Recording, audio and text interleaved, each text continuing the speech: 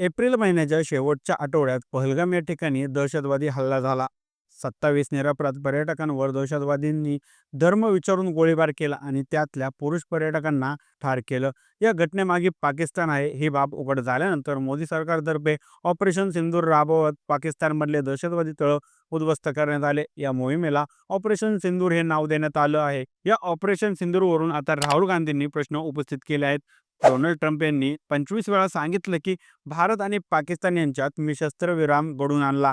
पंतप्रधान नरेंद्र मोदी चकार शब्द बोलले नाहीत. याचा अर्थ दाल में कुछ काला आहे असं म्हणत राहुल गांधींनी टीका केली आहे.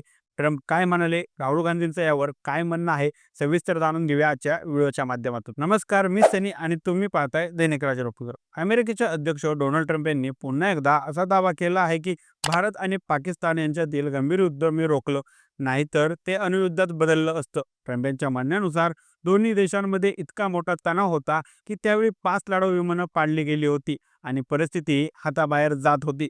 ट्रम्प म्हणतात, मी भारत आणि पाकिस्तानच्या नेत्यांना थेट फोन केला.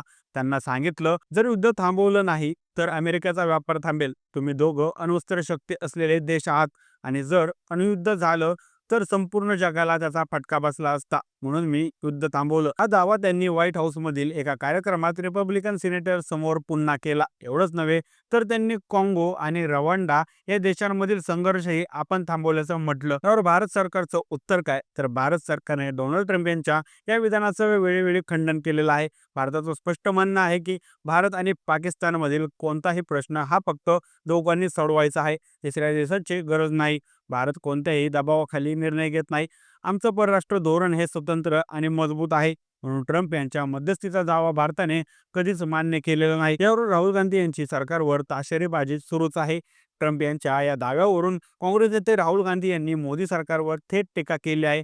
त्यांनी विचारलं, ट्रम्प म्हणतात त्यांनी ऑपरेशन सिंधू संपवलं, पंतप्रधान म्हणतात ते अजून सुरूच आहे. मग सत्य काय आहे? राहुल गांधींचं म्हणणं आहे की ट्रम्प यांनी 25 वेळा जाहीरपणे सांगितलं की मी शस्त्रविराम घडवून आणला, तरी भारताचे पंतप्रधान नरेंद्र मोदी यावर एकही उत्तर देत नाहीत. ते का गप्प आहेत?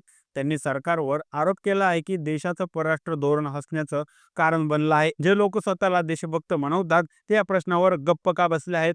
ऑपरेशन सिंदूर ही एक गोपनीय लष्करी मोहीम होती जी भारताने पाकिस्तान विरोधात दहशतवाद संपवण्यासाठी हाती घेतली होती. मोदी सरकार म्हणतं की ही मोहीम अजूनही सुरूच आहे आणि भारत सरकार मजबूत पावलं उचलत आहे. पण ट्रम्प म्हणतात मीच ती थांबवली. त्यामुळे दोन्ही बाजूंमधून वेगवेगळे वक्तव्य येत असल्याने जनतेमध्ये संभ्रम निर्माण झालेला आहे. राहुल गांधी यांनी विरोधकांनी यावर संसदेमध्ये सविस्तर चर्चा होण्याची मागणी केली आहे.